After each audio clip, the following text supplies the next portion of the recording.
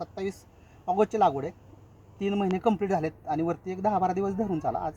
तर 24 inch बुंद्याची size आज आपल्याला केळीमध्ये मिळालेली आहे. आणि हा जो प्लॉट आहे हा माळेगावमधील श्री विजय निंबाळकर साहेब यांचा आहे.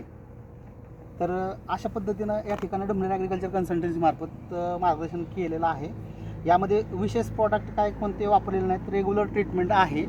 सगळ्यात महत्त्वाचं बुंदा साईज करणं किंवा बाकीच्या काही ग्रोथ वगैरे त्या गोष्टी काही वापरलेल्या नाहीत. आणि आजची ही साईज 24 इंच भरते 3 महिन्यामध्ये.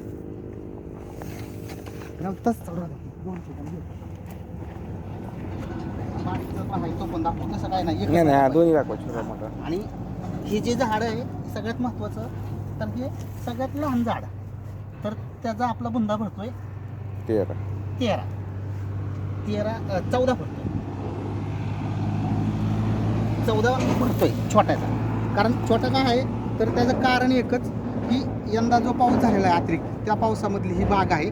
त्या बागेमध्ये सगळ्यात महत्त्वाचं ही जी सॉईल आहे ही ब्लॅक हेवी सॉईल आहे. काळी माती ज्याला म्हणतो आपण ती. त्यामध्ये पावसाच्या कालावधीमध्ये जो निचरा होणं गरजेचं असतं तो थोडासा कमी प्रमाणात राहतो. 30-40% प्रमाण निचरायचं हे कमी असतं. तरी पण ही आजची ह्या बागेची कंडिशन आहे केळी पिकाची. दुसरा जास्त असेल.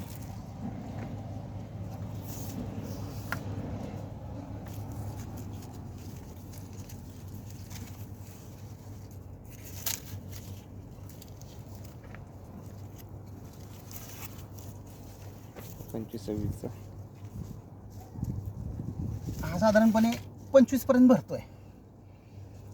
प्रॉपर जर केलं तर 25 ही साईज आलेली आहे.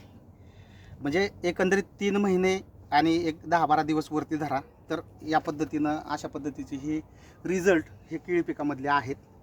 आणि यासाठी जे लागणारं शेड्यूल आहे हे शेतीमध्ये कोणत्याही पिकासाठी आपण प्रिंटेड शेड्यूल देत नाही. ॲज पर प्रत्यक्ष पीक पाहणी करून ज्या पिकाच्या वाढीच्या गरजेनुसार जमिनीच्या प्रकारानुसार सर्व प्रकारचे खतांचं व्यवस्थापन हे वेगवेगळं राहतं. आणि त्या पद्धतीने दिल्यानंतर तुम्हाला असे रिझल्ट हे या पिकामध्ये मिळू शकतात किंवा मिळतात. हे सगळ्यात महत्त्वाचं आहे. एकच तुम्हाला घेतो तर नाही राहू की.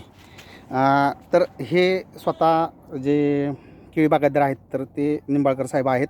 आणि हे यांच्याशी माझं बोलणं झाल्यानंतरनं त्यांची जी अपेक्षा होती की बाबा रिझल्ट कसे मिळतात काय तर ते प्रत्यक्षात आहेत. ते काय बोलतायत ते थोडंसं समजून घ्या. रिझल्ट कसे मिळाले सगळ्यात रिझल्ट एक नंबर. रिझल्टमध्ये काही अडचण नाही. ओके.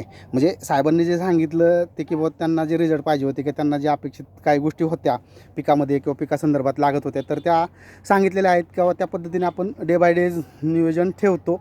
एवढंच या व्हिडिओमधून सांगण्याचा उद्देश आहे. धन्यवाद शेतकरी मित्रांनो, केळी बागायतदारांनो.